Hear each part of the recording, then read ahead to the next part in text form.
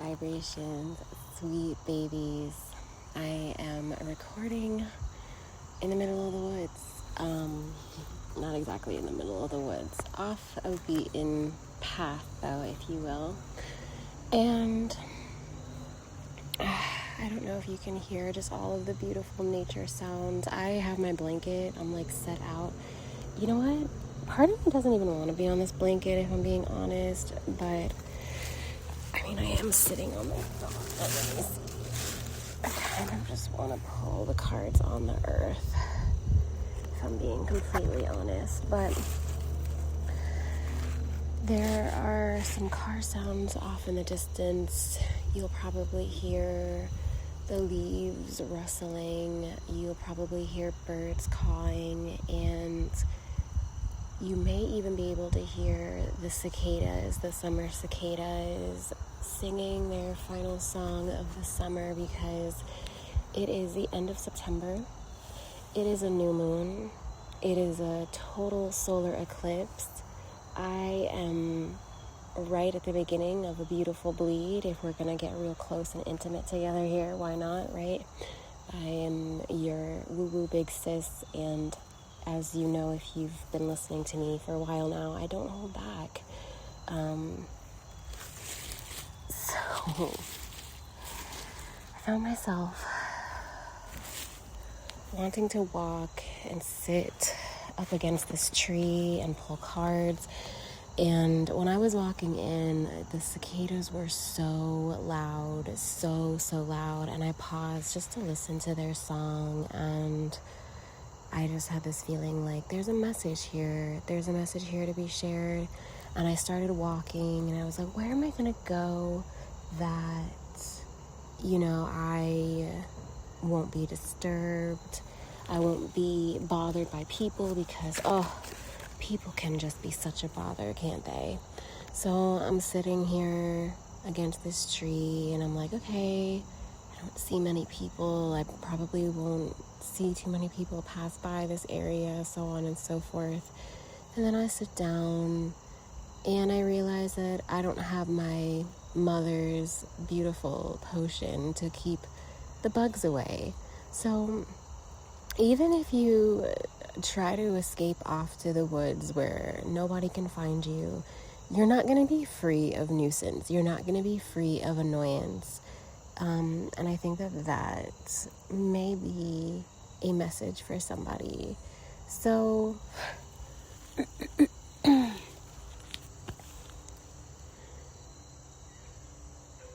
I will say that I'm dressed like a deer. I need to be careful. I just realized that. I'm like dressed in all brown colors, but hopefully if I'm yapping and on my Aztec blanket, people will get the hint. Okay, but yeah, around a year ago, a little under a year ago, right around the time of eclipse season, I found myself being called to this really deep personal truth that I had fallen away from myself and my belief systems.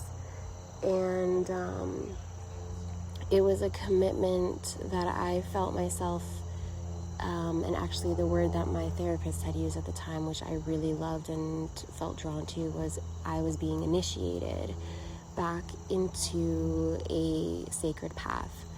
And the idea of path is coming up a lot for me, and just this idea of, oh wow, a beautiful hawk just landed right by me. Wow, that's gorgeous.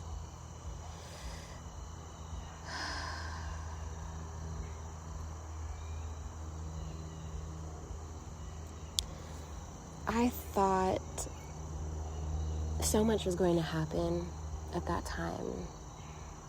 Thank you for landing near me, beautiful bird. Oh my goodness. Thank you for feeling the safety to come and land and be perched near where I'm speaking. Thank you so much. When I was making those commitments to come back to a path, a specific path. I thought things were going to happen a lot faster than they actually unfolded. And there it goes, it's off. And it's so interesting because it's not as though,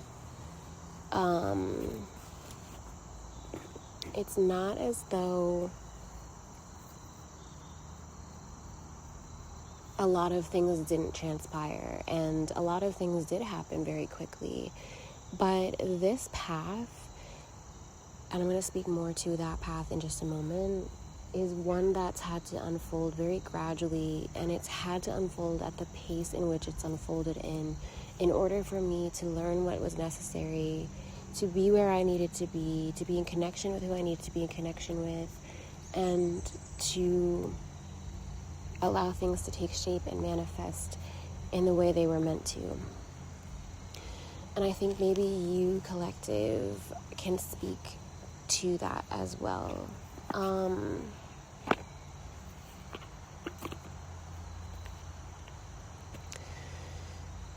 What does that path mean? So for me, it was a path of my belief system and coming back into connection with that, while also still expanding and learning in other belief systems. For those of you who I don't speak with like very personally, because I have shared with some about this journey of mine of understanding Christ consciousness, that has been a path now that I've been really intentionally walking along for about, I want to say maybe 11 months, so almost a year, which is really, really cool to me. It's been very beautiful, it's been very humbling, it's been very impactful. And I'm going to speak to this a little bit more in a second, but understanding Christ consciousness has been one part of it. It's also been about connecting to the beautiful wisdom of the earth and my roots. So my roots are in Native American indigenous cultures and not cultures plural. I mean, I find all of them to be so beautiful, but I really needed to come back to my roots and my teachings, my culture, my beliefs, because I was very pulled into other people's storms for a while. And it was around the eclipse season last year that I was able to really, I think I even did a reading where I was like, it feels like I'm in the eye of the storm. And it was in that eye of the storm where I found this really beautiful clarity of like, I am in a storm. That is what is happening. I am seeing the storm for what it is. I'm seeing the velocity in which it was swirling around me. And I am able to now see that my way through this storm is to get rooted, grounded, connected back to earth, my truth, you know. And how I do that is a very personal, beautiful practice that belongs to me and is for me, and part of that is pulling cards, so I do share that with others in that way. Maybe I'll share more of my own path in the future, but I am really not here to speak to that or to tell you, ooh, there is a bee hovering around the phone right now. I don't know if you can even hear him. Bee medicine. I think there is community for you in connecting back to your beliefs and to your practices, but it has to be for you, and it shouldn't be what someone else is telling you to do. It shouldn't just be a mimicry of what I do or anything along those lines. It needs to be yours. It needs to feel true to your spirit, and you can probably find this through other people. The number 27 may be significant in helping you connect with those people. However, it has to be authentic to your own connection to spirit, to source energy. So as I was saying, you know, I found myself wanting to connect back to Christ consciousness because I found myself very much connecting with a lot of feminine energy, feminine gifts, the goddess, you know, a lot of that through my personal practices in the past. And that was beautiful. And I really love all of that. It was very powerful work to be doing, and it brought me into connection with incredible souls, and I'm forever grateful for all of that goddess work that I did in the past. And if you do want to talk to me about any of this, just like reach out and talk to me about this. If you have questions, even if you have judgments, like I'm always open to conversation. I'm not, you know, one to, like, if you have skepticism about any of the things that I say, like, that is your free will and that is up to your discernment. You know, I'm not here to force any beliefs onto anyone. However, I think there is a beauty in being able to connect with people outside of your belief systems and have healthy conversations around different religions. And I just want to make sure that I'm not like on a hive or anything, because there are a couple bees around, but I think they're just curious. I think they're just curious bees, that's cute.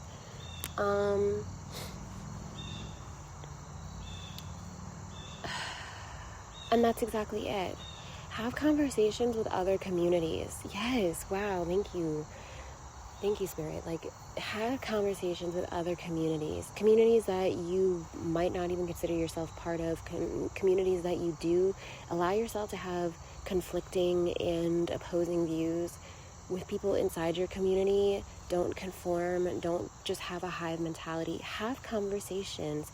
Healthy conversations with opposing viewpoints are expansive for the mind. So they can challenge your beliefs. They might even make you question your beliefs. That's evolution. That's enlightenment. And that doesn't mean that you have to abandon what you believe in, but it might actually provide even more, it might add more passion to your faith, or it might help you look at your own faith in a completely new way with those questions. I think what's really powerful is that most teachings and lessons and spiritual beliefs around the ascended masters, right? Like Christ, like the there's so many. There's the Buddha. There's all of these different figures that you could follow that are ascended masters who went through the consciousness and enlightenment journey. They were all figures who had questions about things, who actually rebelled against the way things were, rebelled against the hive mentality of just going with what they were told. And it was through those journeys, never once were they just easy, effortless journeys. I'm being called to, there's like grandmother energy through spiders showing up a lot right now, and they're telling you to read the book The Alchemist. Okay? Something about the book The Alchemist. There might be a lesson in that for you. So anyway, I found myself having done so much work around goddesshood and feminine energy and gifts and all of those beautiful, juicy things. But I, having done all of that inner work and inner reflection and looking inward, realized that I am ruled by Saturn, the planet Saturn, which is very masculine, very much about the structure, discipline, organization, routines, karma, justice. It is like actually so my jam. Like I've always really craved those things because they're things that I internally need more of to feel balanced, whole, and really in flow with my own inner world. 1515 is significant. I'm going to look into that some more and speak on that in the future. So when I was realizing, like, okay, I am, and some of these realizations just came to me very recently. Like, some of this is very new downloads, but there was always this call for more of those things, and feeling as though I needed to find a way to honor and receive the masculine gifts in mind, body, and spirit. So creating those structures, creating those boundaries, creating routines was a really big part of that for me when it came to creating that in the physical. And the reason I'm feeling called to this is because I do feel like our collective has had some father healing, divine masculine healing, just interesting things regarding the father. And if you were following me like a couple years ago when I had my coaching podcast that I was doing, which I'm kind of thinking about bringing back, let me know your thoughts on that. But we were doing a lot of mother wound work and understanding the inner feminine mother wound, mother healing, great mother, that kind of stuff. And so it's pretty natural, in my opinion, that we found ourselves here, collective, talking now about the father, the outer, the self, the reputation and mark that we want to leave on the world. And like I said, through mind, body, and spirit. So when I realized, like, okay, I'm doing a lot of these things in the physical for myself, like I said, grounding in self, grounding in routine, honoring roots, honoring structure, all of those things. How can I find this even more so in my life through with the existence of the lack thereof in my physical world? So for my collective, I feel like a lot of you are probably in the same experience of not having a physical father figure. And this is very important that we're talking about the physical, like physically present. They might not, there was some kind of loss to the father figure or presence in the collective. This could be from death. This could be from addiction. We could lose a father to addiction. You could lose a father to mental health. Like, they could be physically here, but not here for you in the physical, if that makes sense. So they could or couldn't be here for you in the physical, in the way that you actually are able to be in connection with them. And for my collective, I know that this is for you and resonating with you if this message is for you. And if you found yourself here, these readings are timeless. For those of you who are new here, I know I said, hey, what's up to my collective already, but if you're new here, my name is Hannah. A lot of people know me as Bunny. I'm a professional model. I'm a life coach and life and mindset coach, I should say. And we work through expression, empowerment, and all that groovy stuff. But I also am very spiritual, very artistic and creative, and love to tap into these very in tune, tapped into, and tuned in, turned on energies in my life. And I come here in front of my cards and I pull cards for myself, my collective, my loved ones. And it's just part of what I do. I love to do it and I love to share it. And for whoever is finding themselves here, these readings are timeless. You can listen to them anytime. You can come back to readings and there will be messages in them that you thought you heard before, but they land completely differently. And that is the gift of connecting to source energy through your own intuition. And I think that my collective, who's found themselves here to this reading in particular, can definitely subscribe to the idea of not having the father figure, the masculine, the divine masculine, and how it was supposed to show up in the physical, quote unquote supposed to. It showed up differently in your experience. You're experiencing this connection with them differently, and that is your path. That is part of your path. And for whatever reason, maybe you're still figuring it out, maybe you already know, this is the life you were born into, and there is medicine and wisdom and healing in this path, and it is now upon you to create the energies that you are not given or provided in the physical. And you can do so at least in the spiritual, finding a heavenly father, okay? However you need to connect to this energy, to this sort of essence in your life, is completely individualistic. There's no right or wrong way. It has to feel good and resonant for you. And there's lots of different ways that you could do this. So I hope that you enjoy that journey. As far as what that means for me, I'm finding that it had a lot to do with the energies that I was explaining before, where it has to do with pardon me, I'm getting over a cold.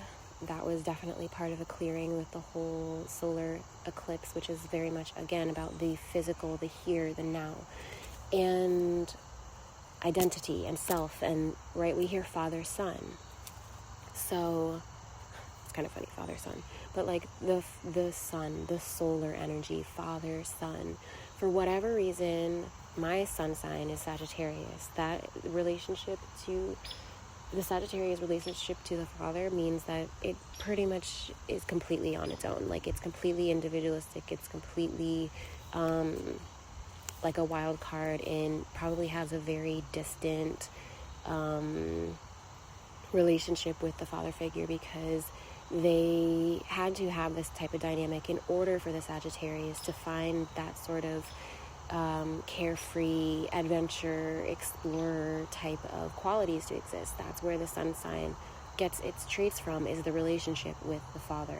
So for whatever reason, collective, our relationship with our sun sign or our father was not something that we were able to find truly a lot of what we needed in the physical world. And a lot of it might be coming through our Heavenly Father or connection to the divine masculine in other ways, in other forms, in other essences. So, source energy, however you want to subscribe to it. I am not telling you a specific name or anything to follow. And what I'm realizing is that I am so heavily ruled by Saturn. And Saturn to me feels like the father figure that steps in when the true father is not present. It's like the father energy or the divine masculine energy that you always needed and wanted for yourself, but you were not able to receive, so you connect to this instead. This might be showing up through a separate person, or there might be a person in specific who is reminding you why you need to do these things for yourself. 27 is very significant here. Also 33. Yes, divine guidance. This person is going to really be offering you a lot of guidance in how to connect to these very healthy masculine energies and traits in your life. Now, like I said, this is like the step in, like I don't even want to say stepfather, but it's just because it could come through so many different avenues or facets. It could be from a teacher, it could be from a coach, it could be from a different family member, it could be just a mentor, somebody that you connect with and really look up to. It could be somebody from a religious a religious community, you know, so there's lots of different ways that you can connect excuse me,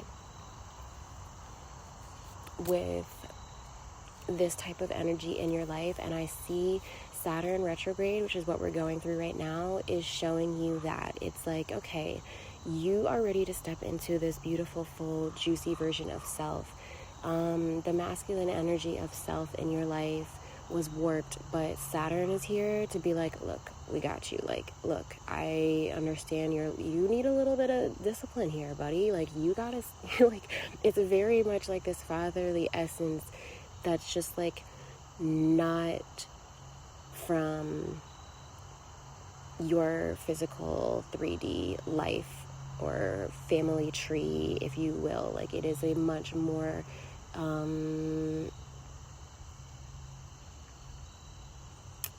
it's just a different dynamic. It is one that is definitely spiritually aligned. It's definitely a high vibrational connection, you know what I mean? So with that being said, you may want to look into what your Saturn placement is in.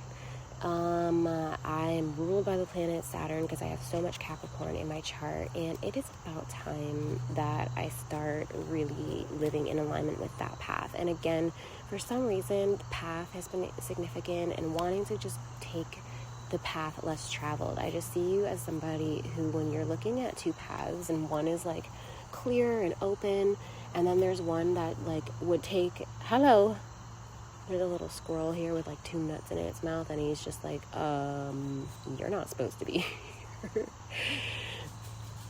Bye.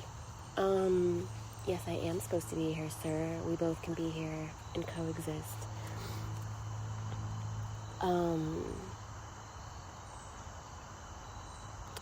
Return to your roots in ways that are not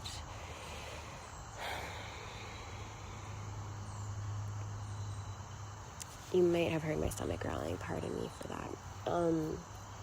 It's something that I'm realizing that happens a lot as I'm talking out these readings, and I think it's just my body processing energy, also maybe processing some of the things that I've experienced in my life. And then I often feel quite depleted after I do these readings, so then I have to like go and nourish my body. But that's exactly it, is I see this being like a very interesting time for you connecting to your roots in not a way that's limited by the physical world, like not just your family roots, but this has to do with something much more deep, spiritual, innate. And you're going to find through this that like your spiritual connection is a lot more primal, it's a lot more human, it's a lot more raw, it's a lot more carnal is the word that I was connected to recently, and I'm actually feeling really drawn to. There is something that's going to be super powerful and healing about rituals in your life right now. It is going to feel really good and grounding, but it's also going to, when you think of yourself as a entity, right? Like you have this currency of life force energy running through you, flowing through you, through your veins, through, it is like you are a pumping organism of life. And when you open yourself up, this is crown chakra, this is crown space, this is even soul star, okay? Soul star chakra, like upper chakras, you might be feeling really drawn to connecting through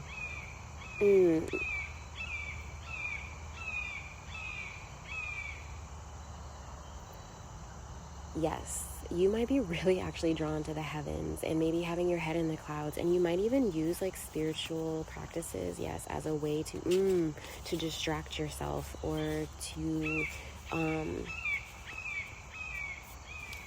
distance yourself, avoid something, pull away from something. But you can no longer do this, and you feel this in yourself because it's actually abusing your relationship to the higher realms. And you know, of course, Spirit's not going to be like upset with you about this. Spirit just wants you to ground. Spirit just wants you to pull that currency back down to earth, because earth is divine.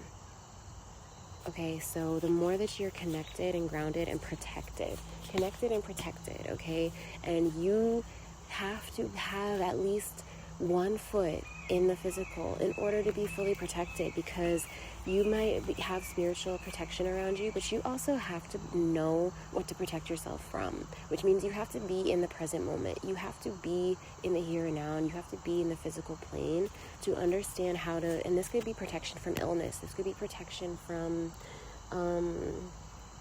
cycles, patterns, you name it, all kinds of things that could show up. You can protect yourself through prayer, through spiritual protection, of course, yes, energetic protection, absolutely. Boundaries, you know, things that are unseen, but like at the end of the day, you need to also be able to be aware of what is happening in your physical world and in the world around you. And yeah, I think you're going to find that the more rooted and the more grounded and connected you are, the more that you become an open channel for all the things that you were looking and trying to connect upward for. Because, like I said, life, nature, earth is divine. It is a celestial body just like any other. And it is a part of this big, beautiful universe just like any other. So it is extremely important to cherish and be grateful for being, and you are a part of it just as much as the trees, the stars, and the skies. Like, you are it. And the more that you find peace and comfort and rooted groundedness in this being it and this being divine, the more that you are actually going to find yourself opening up to source and to the gifts that you're looking for, and to just the beautiful blessings and things in life that you may have been praying about and praying upward to. But this is going to be a really powerful time. 444 has been coming up a lot, so you are protected. You are held and cradled by the divine in this time, okay? That is something that you may have been praying for, or maybe somebody else was praying for you, and it is true.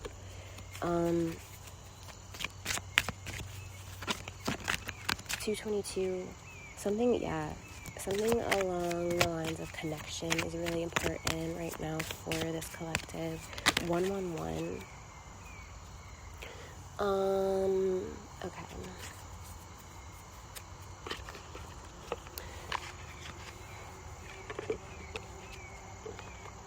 1111 is also significant. Real quick, I'm not going to talk about it too much, but I'm just going to let you know that collective, we have some very significant, we have some daddy long legs, which is so interesting because we're talking about like fathers, right? And we're talking about like somebody else playing the part of that. It's like because spiders symbolize grandmother energy and thinking about the generations beyond you. So there might be somebody in your life who's actually a feminine person, but the way that they think about the generations and the life outside of themselves inspires you and feels very grounded and feels very centered and rooted. This might be someone who doesn't even have children. Yeah, I don't know, something interesting about that. Ooh. So across from the river is a road. It's like a scenic road, and there's a bunch of motorcycles driving along it right now. So that's pretty loud. So I'm going to wrap this up really with just saying that your way of connecting back to, or connecting even deeper to spirit, to source energy, to the divine, is going to come in a very unexpected way by being very, very present. And I'm talking like so raw, like with your human body. That means feeling your emotions. That means having to honor your physical needs. That means maybe having to deal with some kind of health thing that came up with the solar eclipse happening. It might have brought about like some physical ailments to actually bring you back into the physical, like to tend to your body. It's time to take care of your body. You might be releasing or shedding or letting go of things through physical symptoms. Maybe mental health things are showing up, or just some thoughts are coming up to remind you to, you know, to ground, to center. And you're finding yourself maybe with this new moon, especially with the Virgo energies that we have going on with a couple different planets right now, that is just showing us like the power of organization, attention to details, and being in the present moment, being with earth, being with one another is how we do that. So for me, this is like going to be a time of like real raw potency. I am connecting back to my pagan practices, which is earthly practices, connecting to earth, using earth as my medicine, using earth as my guide. These practices are gonna be, I'm going like all in, like I'm not holding back. And that was part of the commitment that I made to myself at the last eclipse season. But like I said, it was something that needed to unfold in a very gradual pace. And I've also talked about it in another reading where it feels like a time collapse. Like the things that I was thinking, or us collective, we were thinking, the things we were being called to, the commitments we were making, the goals that we were having, conversations we were having, it just feels like a time collapse where it's all coming back right here and right now, especially with Saturn in retrograde. Those things are coming back to show us, okay, we still have karmic things that we need to work through here. We still have a lot of lessons to learn around this right now. And these things are still very prevalent and important for you. And they're actually maybe things that are going to help you become more grounded, disciplined, discerned in a specific path. You may be called to things that make you feel like there's more karmic balance, more justice, more more morale around you and the people around you. These things might be more significant, feeling like a sense of morality, a sense of purpose. It's all very related to what Saturn is showing us at the present moment. So yes, you may be just taking things a little bit more cautiously, especially when you feel like 37 is significant right now. You're really going to be in tune and aligned with you and your path and your purpose and your people, and there is very little that is going to get in the way of that. I see you now more than ever connecting to that same intention. And it's okay if you're still connecting to that same intention. That doesn't mean that you fell off. It doesn't mean that you were too slow or that you did things wrong. I do see that you may have a tendency to get distracted from your path. And right now you're making a decision to work on inner healing and to be fully devoted to a specific path that is really important for you. But I want to make sure that I trust and honor that a specific person brought this metaphor to me for a reason with Icarus, the person who was constantly pushing the ball up a hill. That is not meant to be your path. So it's important for you to, connect back to whatever brings you that personal power. And for a long time, that might have been connecting upward, using your voice, that might have been using your spiritual gifts, that might have been prayer, that might have been connection to higher realms. But I feel like there was like a lag effect, and now your physical body is like ready to join in and feel that full flow and feel that full personal power, and to be really rooted and grounded. have to let go of the rock. So for some, that might be something I read into at another time. I do feel this reading moving away from me, so I do want to say that focus on how you're communicating. Be willing to forgive, be willing to ask for apologize, ask for forgiveness, be willing to work things out, but just pay attention to how much focus you're giving certain things in certain conversations. Expect to hear from someone soon. This might be an earth sign, Taurus, Virgo, Capricorn. This person might have something to do with forgiveness, have something to do with compromising or working things out. But you are really asked at this time to use your divine guidance around this situation and notice how much energy or focus you're giving this situation. Is it a distraction? Is it you or them who is pushing this rock endlessly up this hill? Is this someone who is contributing to your spiritual or mental distraction from your divine purpose here on earth? It is time for you to recommit and redevote back to that. And I love that I'm like, totally witchy about how I handle everything, but like at the end of the day, it's really just about I just think it's funny. I just think it's hilarious that I'm like a very witchy woman when it comes down to it, but like my belief systems I think are so like unexpected sometimes, and people don't always expect to agree with me, but that's because I'm not living in opposition. This is my last message that wanted to come through.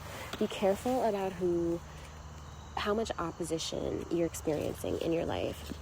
This might also be something that's showing up to just be a distraction from you and your purpose at this time, because there is a lot of opposition in the world currently. We're living in a world of opposition, and that's okay.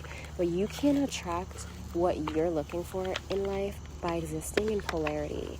You cannot be so far to one end of the spectrum of whatever it is, because you are not in balance. There is no way for you to exist in balance if you are existing in extreme polarity. Again, this comes back to this message of having conversations with all types of belief systems, communities, etc. Allow yourself to feel safe in a room where you might be opposed or might be faced with opposition, because you can know in your heart and in your soul that you are in harmonious balance. You are in balance. You might even see 37 show up in these times when you're facing something, an energy that feels like it's oppositional to yours, which could be negative, bad vibes. It could be straight up like polarity, meaning like completely opposing what you believe. But you have enough balance within yourself, enough harmonious center within yourself to be able to stand in those rooms or stand in the face of opposition and be open and listen and have conversation and have healthy debate. That doesn't mean fight. That doesn't mean confront anybody. That doesn't mean that you're having a battle of any kind. You don't have to be an enemy with somebody who opposes you. Let me say that again. You don't have to make the decision to be someone's enemy just because they oppose you. And be wary of anyone who is. Anybody who's living in opposition is not going to be in alignment with you and what you're calling into your life, because you don't exist in polarity. You don't exist in opposition. You exist in balance. You chose a life to be balanced, to be harmonious, to be aligned, to be soul and heart led. So it's okay if people are falling away from you, if there's situations that are falling away from you during this eclipse season. Trust that it's because they are polarizing from you. They are not in balance, so therefore they are not aligning and magnetizing to your energy, to your aura, because you are in balance and they exist in polarity. Doesn't mean that anybody's wrong. It just means that you're operating at different frequencies. You're just existing on different dimensional planes. It is what it is, right? And so when you are faced with this in your experience, just try to remain centered and go find a way to ground yourself. Like, this is a very oppositional time that we're in. Connecting with people who are able to maybe share the same beliefs as you, but also share the same skill as you in being able to have conversations with opposing viewpoints, 44, 44, lots of fours, meaning you are divinely protected, and you have the awareness that you're divinely protected, which means that you aren't threatened in the face of opposition. Other people may be threatened by your confidence, by your openness, by your willing to not have judgment. People might actually feel fear because you are so open and not judging them, because they exist in so much judgment and opposition and polarity. And all I can say is that I pray for them, and I pray for you, and I send lots of love your way, and I will talk to you very soon.